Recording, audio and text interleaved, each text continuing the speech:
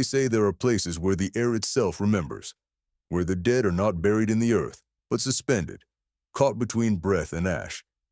In the highlands of northern Peru, villagers whisper of a ritual known only as the Veil of Ashes. It was never written down, never spoken of outside closed doors. Yet those who have seen it claim it can strip grief from the living, but only by binding it to smoke. And once bound, the ash does not leave. It lingers. It follows. It listens. The ritual was said to begin when the wind turned heavy, carrying the bitter tang of volcanic stone.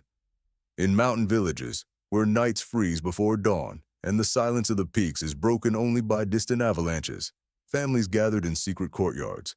The walls were always high, the fire always small. It was not warmth they sought, but release. When a household was consumed by loss, a child, a brother, a mother, one elder would retrieve a clay bowl blackened from generations of fire. Into it, they placed not wood, but fragments of old clothing, hair, or objects belonging to the dead. The smoke was never allowed to rise freely.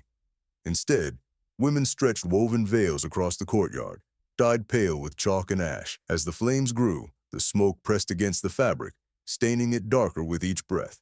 And the family sat in silence, watching sorrow soak into the veil. But the danger, they said, was what happened when the smoke began to whisper. The Veil of Ashes followed strict, unbreakable rules. First, no one could speak once the fire was lit. Second, no tears could be shed while the smoke rose. Third, when the veil grew heavy, sagging under the weight of sorrow, a single hand, always the youngest in the family, was chosen to touch it. That touch was believed to seal the grief inside. The child's handprint remained dark upon the fabric, and from that night forward, the family's mourning was said to fade, as though drawn out through the child's touch. But there was a price. Elders warned that if the veil moved on its own, shifting when there was no wind, the ritual had failed. In such cases, the family was forbidden from burning the veil or keeping it. Instead, it had to be carried deep into the mountains, left tied between two dead trees, where the smoke could wander freely. Those who broke the rules, who kept a failed veil, suffered strange fates. Whispers in their houses, ash collecting in corners no broom could clear, and sometimes a voice calling their names at night. It wasn't a curse, the villagers said. It was simply grief refusing to let go. Anthropologists have long puzzled over references to smoke binding in Andean oral histories. While no formal record of the Veil of Ashes exists, similar practices of channeling sorrow through objects appear across cultures.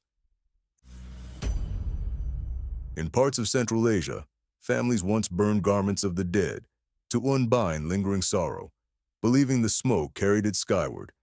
In Japan, ashes of burned letters were thought to hold the last emotions of the writer.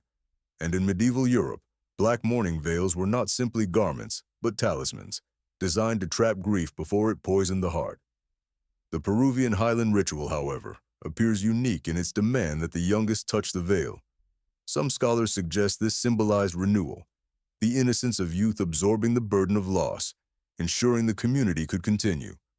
Others argue it reflects a darker belief, that grief is never destroyed, only transferred, and children were chosen because they had the years ahead to carry it.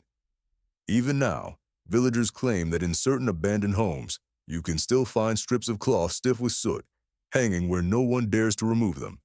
Whether they are remnants of a forgotten practice or mere superstition, they remain untouched, as though the mountain air itself still remembers.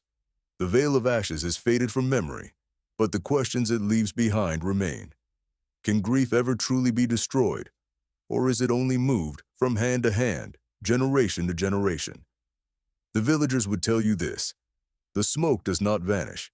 It lingers in fabric, in air, in silence, waiting.